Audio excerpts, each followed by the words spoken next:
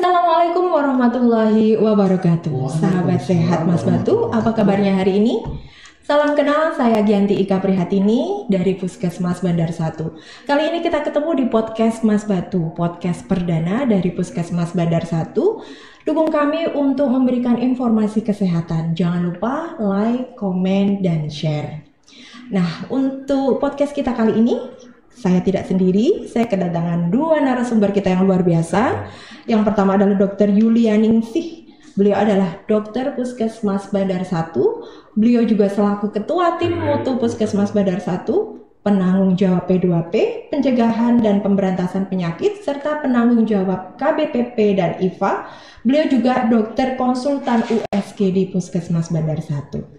Narasumber kita yang kedua adalah Bapak Teguh Dirin SKM. Beliau adalah promotor kesehatan di Puskesmas Bandar 1 serta programmer Frambusia, TB dan Kusta. Selamat pagi Bapak dan Ibu, sehat? Selamat pagi, baik, sehat, alhamdulillah. Nah, untuk podcast kita kali ini kita ada tema Batang menuju eradikasi Frambusia. Perlu sahabat sehat ketahui, Frambusia adalah penyakit kulit yang langka namun sangat menular. Biasanya terjadi di negara endemik tropis ya, seperti Afrika, kemudian Amerika Latin, Asia, bahkan Indonesia termasuk dalam bagian Asia berpotensi untuk timbulnya penyakit Frambusia. Berdasarkan data dari WHO, 75-80% penderita Frambusia ini adalah anak-anak di bawah usia 15 tahun.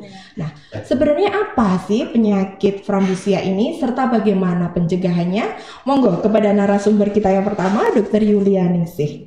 Monggo dokter. Ya, terima kasih Mbak Ika. Frambusia, ya, eradikasi Frambusia. Berbicara masalah Frambusia, kita tahu dulu Frambusia itu berasal dari kata frambos yang artinya buah raspberry yang bentuknya berbenjol-benjol ya. Nanti seperti permukaan luka yang terkena Frambusia itu berbenjol-benjol. Jadi Frambusia itu kalau dulu sudah ada itu di tahun 70 sekitar 70 tahun 1970 sampai 80 itu terkenal dengan nama patek kalau di tempat kita ya, mungkin di tempat lain bisa namanya uba, terus apa pian, ya itu tergantung dari daerahnya. Terus Frambusia sendiri adalah suatu infeksi bakteri yang menahun yang tidak hanya menyerang kulit saja tapi bisa menyerang tulang serta persendian. Gitu. Oke. Kemudian ketika penyakit ini timbul, itu faktor resiko serta komplikasinya apa ada, dokter? Ya, sebelum ke arah komplikasi, kita bicara tanda dan gejalanya dulu ya. Sesuai dengan stadium penyakit, ada stadium yang pertama sampai 3. Jadi kuman ini masuk lewat kulit yang terkena, yang kulit sehat, dia kontak langsung dengan penderita Frambusia, dia akan terbersentuhan langsung ya, bersentuhan langsung, terus akan timbul luka, timbul nodul, luka, dan luka itu nanti bisa berbentuk benjol-benjol ya.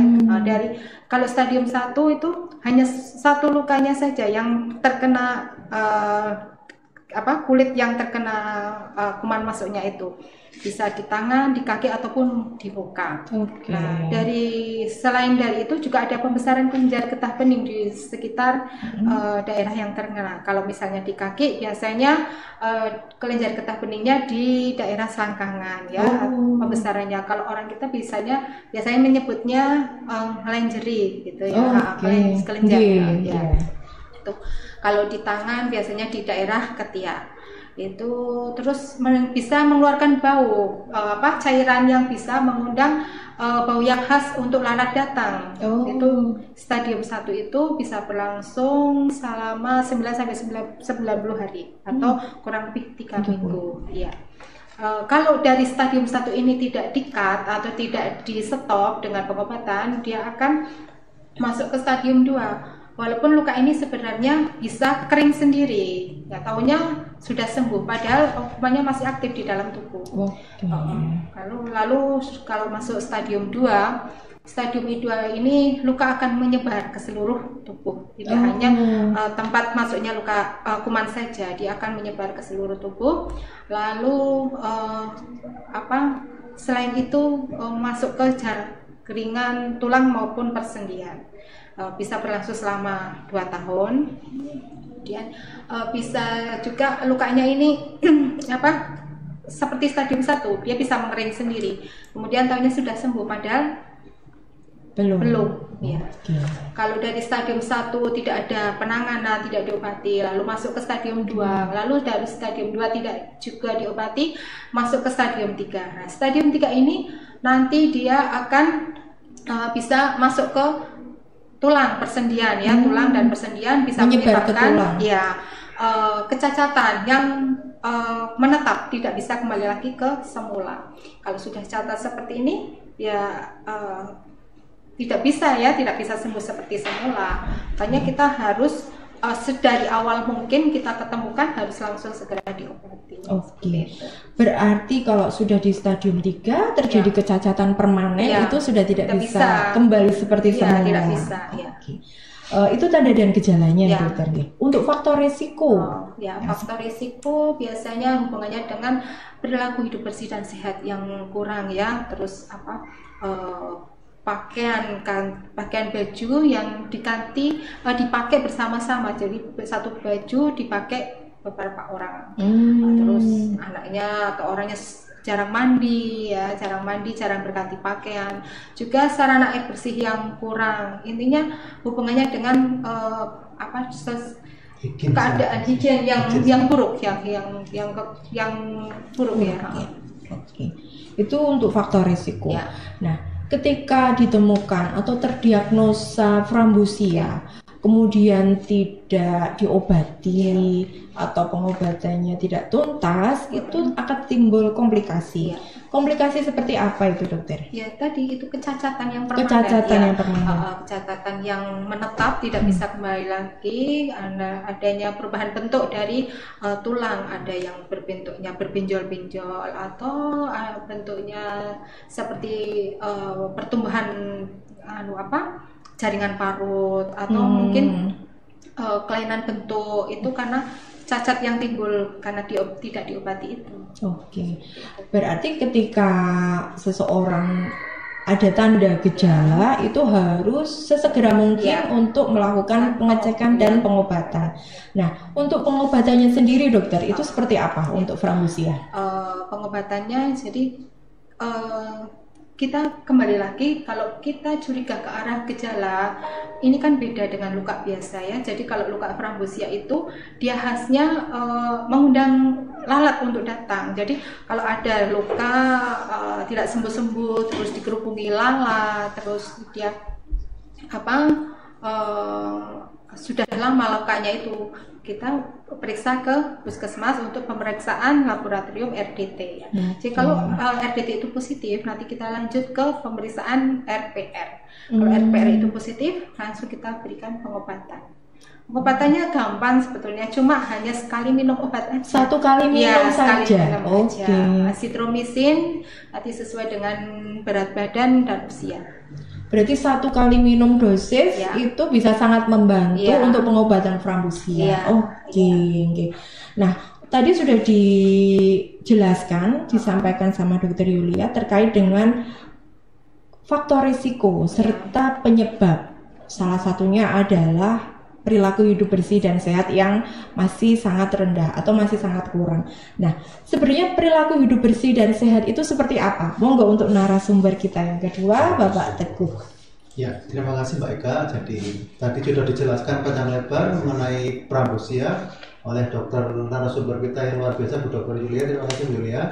Jadi intinya bahwa penyakit frambosia itu erat kaitannya dengan higien sanitasi pribadi yang kurang. Jadi untuk tadi dijelaskan mengenai PHBS itu sebuah perilaku hidup bersih di lingkungan kita, mulai dari rumah tangga, mulai di sekolah dan lain-lain. Jadi intinya bahwa untuk BHBS ini yang paling penting satu itu tersedianya atau ketercukupannya air bersih di rumah tangga maupun di tempat-tempat kerumunan anak, mungkin di sekolah maupun di pondok dan lain sebagainya. Jadi harus tercukupi kebutuhan air bersihnya. Yang kedua, biasakan semua, tidak hanya anak-anak tapi terutama anak-anak untuk mandi dengan sabun minimal 2 kali sehari. Yang berikutnya, anak-anak kita latih jangan bergonta-ganti pakaian dengan teman sepermainannya, karena ini kaitannya dengan penularan penyakit kulit. Tadi Prabowo juga penyakit kulit lainnya. Kemudian yang berikutnya, bila di lingkungan kita ada anak-anak yang menderita luka atau apapun yang mengarah ke pramusia, segera diperiksakan ke puskesmas untuk dilakukan tes dan pengobatan tindak lanjut. Karena luka di kulit itu beresiko untuk masuknya kuman pramusia ke dalam tubuh kita. Yang berikutnya, bila di suatu tempat, mungkin di desa, di mana atau di dukuh apa, kok ditemukan penderita pramusia yang positif, maka semua kontaknya diberikan terapi pencegahan atau terapi pencegahan massal terhadap penyakit pramusia ini. Sehingga tindakan awal ini adalah sangat-sangat bermanfaat karena dapat mencegah jatuhnya ke kesakitan pramusia yang tadi komplikasi di penampilan fisiknya, komplikasi di penampilan wajahnya dan sebagainya. Mungkin itu adalah tindakan yang paling ringan, efektif, murah sebelum kita jatuh ke kondisi sakit. Oke, berarti lagi-lagi ya Pak, terkait dengan perilaku hidup bersih dan sehat ini adalah sebagai dasar untuk meningkatkan kualitas hidup untuk lebih sehat, kemudian bisa meningkatkan kualitas generasi mendatang, di mana efek samping dan komplikasi yang ditimbulkan dari pramusia ini bisa permanen dan tidak bisa diperbaiki. Oke, tadi berdasarkan data dari WHO bahwa 75-80% penderita pramusia ini adalah anak-anak, di mana kesadaran untuk berperilaku hidup bersih dan sehat ini masih sangat kurang. Nah, usia anak-anak di bawah 15 tahun itu anak-anak usia sekolah, di mana mereka menghabiskan banyak waktunya di lingkungan sekolah. Berarti untuk meningkatkan PHBS di sekolah itu juga perlu ya Pak? Nah, PHBS di sekolah itu yang seperti apa? Ya Pak Eka, jadi kita puskesmas juga tiap tahunnya mengadakan namanya survei PHBS di sekolah. Kita kerjasama dengan program Kesling, kita berkunjung ke sekolah. Jadi untuk PHBS di sekolah ya intinya hampir sama dengan di PHBS rumah tangga. Kita tekankan bahwa di sekolah itu harus ada tersedianya sama air bersih yang mencukupi sesuai dengan jumlah kapasitas muridnya, termasuk ketersediaan jamban di sekolah. Nah, anak-anak usia dini ini adalah generasi penerus kita yang harus kita tanamkan perilaku yang baik. Salah satunya yaitu mencuci tangan sebelum makan jajan-jajan di sekolah, kemudian penggunaan jamban di sekolah, erat kaitannya dengan nanti ODF kita.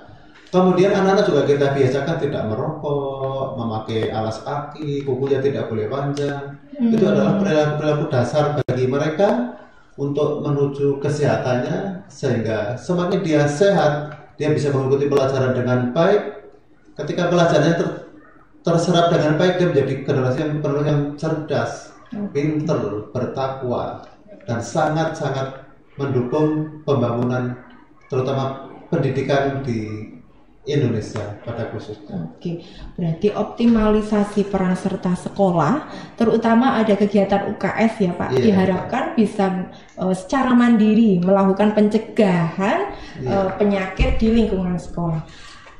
Eradikasi pramusia tadi sudah dijelaskan ya Bu, upaya pembasmian berkelanjutan oleh pemerintah untuk menghilangkan pramusia ini secara total dan menyeluruh agar tidak timbul masalah kesehatan secara nasional. Jadi kita memang dari dasar, dari tingkat desa, kemudian agar bisa meningkatkan kualitas hidup. Tentunya akan berpengaruh pada generasi bangsa yang mendatang. Memperkuat kolaborasi ya antar puskesmas dengan lintas sektor terkait, baik tadi maupun lingkungan masyarakat ataupun pihak dari sekolah. Kemudian menerapkan perilaku hidup bersih dan sehat, meningkatkan kesadaran di masyarakat. Nah, sahabat sehat, tadi sudah dijelaskan mengenai frambusia. Nah, penggalakan eradikasi frambusia adalah upaya pembasmian berkelanjutan menghilangkan frambusia secara permanen sehingga tidak menjadi masalah nasional. Nah, memperkuat kolaborasi, koordinasi di masyarakat untuk bersama-sama berkomitmen tinggi menerapkan perilaku hidup bersih dan sehat menuju Batang bebas frambusia. Oke sahabat, ternyata banyak sekali informasi yang kita dapatkan. Terima kasih kepada narasumber kita hari ini. Jangan lupa cegah penyakitnya, kenali tandanya, obati penyakitnya. Kemudian meningkatkan kesadaran untuk ber-PHBS. Nah, jangan lupa sahabat, dukung kami Puskesmas Bandar 1 untuk tetap memberikan informasi kesehatan. Jangan lupa share, like, dan komen, serta kami menerima saran dan kritik dari sahabat semua. Bisa DM di Instagram kita @puskesmasbandar1. Jangan lupa podcast Puskesmas Bandar 1, sharing is caring. Wassalamualaikum warahmatullahi wabarakatuh. Waalaikumsalam warahmatullahi wabarakatuh.